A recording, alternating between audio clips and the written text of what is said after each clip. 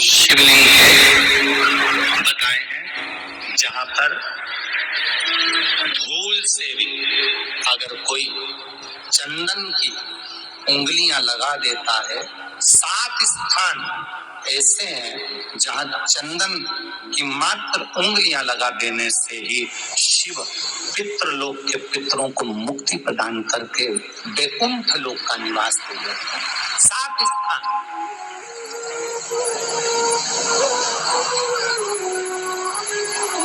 और वो 7 स्थान जो चंदन के बताए गए। पहला, भगवान देवादिदेव महादेव के शिवलिंग पर चंदन का लेपन। समझ लेना जरा बहुत अच्छे से। आपको लगता है स्वप्न में कोई मुर्दे दिख रहे हैं या कोई जल रहा है या कोई मर रहा है या कोई चला गया है, ऐसा भय लगता है। बच्चों को मानी भेजूंगी ऐसा हो जाएगा, पति को मानी भेजूंगी ऐसा हो जाएगा, कोई हमारे कोई गलत तो नहीं कर रहा है। आपको लगता है 7 स्थान चंदन के बताएं महाराज।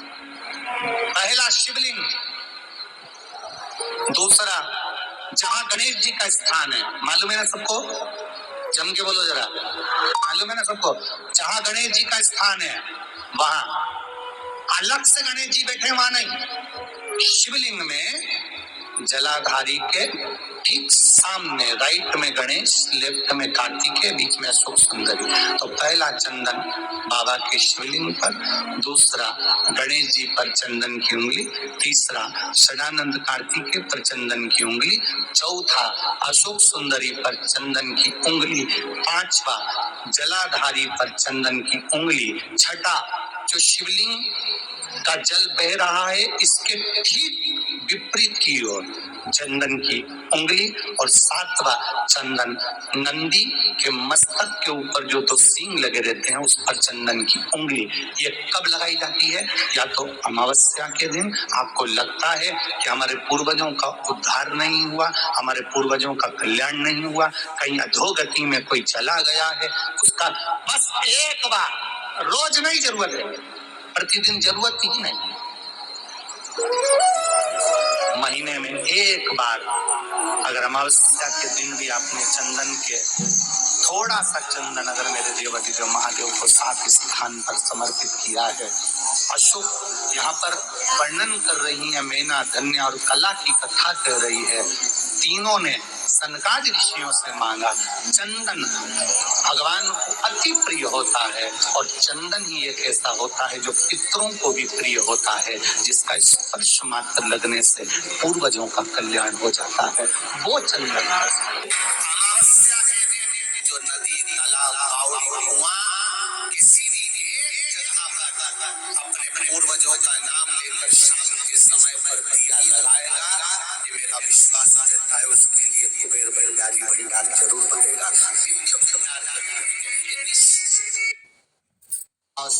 तुलसी की लकड़ी पानी में घुमाकर, लकड़ी नहीं हो तो माला तो होगी ही, जल में भ्रमण कराकर, जल में घुमाकर तुलसी की लकड़ी को जल में डालकर स्नान जो करता है, मात्र घुमाना है, लकड़ी डालकर नहीं रखना है, घुमाकर अपने पूजन वाले स्थान पर रखना, या पानी में पहले से घुमा लो, उस पानी को ले जाकर डाल। अमावस्या स्नान जो जीव करता है, शिव महापुराण की कथा कहती है, जितनी वर्ष में सोमती पड़ती है, सोमती अमावस्याएं पड़ती हैं, शनिचरी अमावस्याएं पड़ती हैं, सारी अमावस्या का पुण्य उस जीव के खाते में चला जाता है। और अच्छे से ध्यान रखिएगा, आप ब्राह्मण को भोजन कराएं ना कराएं, आपने धूप छोड़ी ना छोड़ी वो पता नहीं, गाय को रोटी दी ना दी, स्वान को भोजन दिया ना दिया, कौवे को भोजन दिया ना दिया, चलेगा।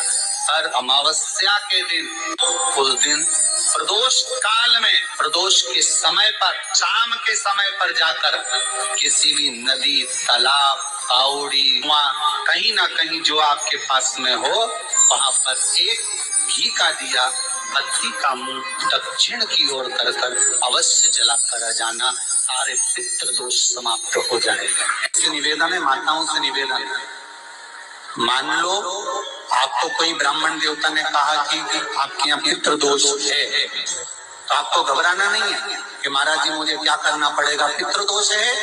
एक चावल का दाना घर में से लीजिए, हथेली पर रखिए, पानी का जो मटका होता है, हंडा होता है, पानी का जो मटका है, हंडा है, जहाँ पर रसोई घर में तुम पानी रखते हो, उस हंडे के पास में, मटके के पास में उस चावल के दाने को लेकर जाइए। हंडा होता है, पानी का जो मटका है, हंडा है, जहाँ पर रसोई घर में तुम पानी रखते हो, उस हंडे के पास में, मटके के पास में उस चावल के दाने को लेकर जाइए। अपने पितरों का स्मरण कर स्वधा स्वधा स्वधा स्वधा स्वधा 5 बार बोलकर शंकर भगवान की शिवलिंग पर, तुम्हारे घर में शिवलिंग हो तो घर में, और अगर मंदिर में शिवलिंग हो तो मंदिर में, उस चावल के दाने को चढ़ा दीजिए। कैसा भी पितृ दोष होगा समाप्त हो।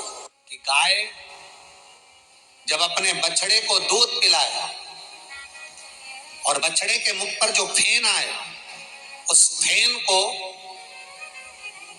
अमावस्या के दिन दोपहर में 12 बजे चम्मच में लेकर, जो बच्चा चिड़चिड़ करता हो या पढ़ाई में मन नहीं लगता हो या दिमाग थोड़ा सा कमजोर हो, डॉक्टर के इसका विवेक काम नहीं कर रहा, बुद्धि काम नहीं कर रही है, उस बच्चे को 2 या 3 अमावस्या गाय जब बछड़े को दूध पिलाए, बछड़े के मुंह पर जो फेन आता है वो फेन उस बच्चे को पिला दिया जाए तो बच्चा विद्वान होता है, उसका विवेक काम करना प्रबल हो जाता है। श्री शिवाय नमस्तुभ्यम, श्री शिवाय नमस्तुभ्यम। यह उपाय करने से साल भर आपके जीवन में कोई कष्ट नहीं आएगा और सभी सुख समृद्धि बनी रहेगी और आपकी सभी मनोकामनाएं पूरी होंगी। तो वीडियो को ज़्यादा से ज़्यादा शेयर करिएगा और चैनल को सब्सक्राइब करिएगा। आप सभी स्वस्थ रहें, सुख समृद्धि से भरपूर रहें और हमारे चैनल एसपी भक्ति रस का रसपान करते रहें। श्री शिवाय नमस्तुभ्यम, श्री शिवाय नमस्तुभ्यम। आप सभी को मौनी अमावस्या की ढेर सारी शुभकामनाएं।